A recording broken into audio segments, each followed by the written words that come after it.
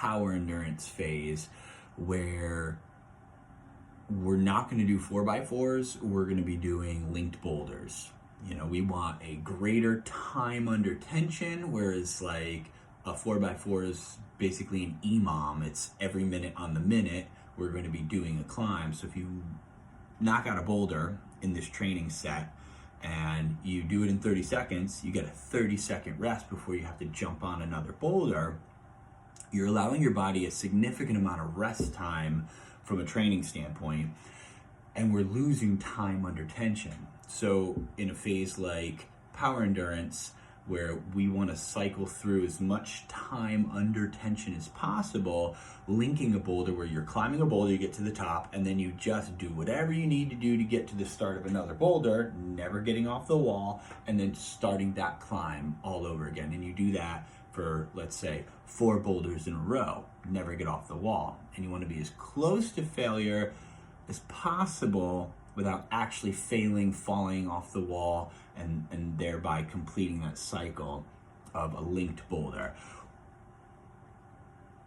Way more of a physiological response for power endurance with that than a 4x4, where every 30 seconds you're coming off the wall, you're standing on your legs, you're not hanging off your arms, you're taking a huge rest.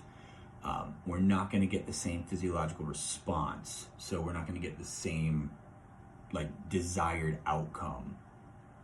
And then moving on to something like, say, power, where we're going to be doing basically finger plyometrics, if you will. We're going to be doing lots of campus boarding, limit bouldering, where we're doing anywhere from 1 to 3 moves max, maybe 4 moves.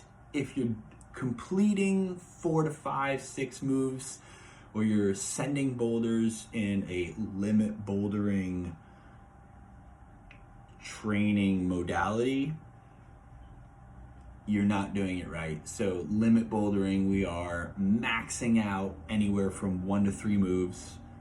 If you happen to complete a boulder during a limit boulder cycle, great, it's a wonderful byproduct, not the goal. The goal is to maximize the amount of effort in a minimal amount of moves. And then after that, we're basically reaching a peak performance period. And, looking at this as a whole, you're almost looking at it like quarters of a year, right? We're looking at something that's going to be like a 10-week cycle, 16-week cycle. And we're doing these blocks where the training modality is very specific. The training is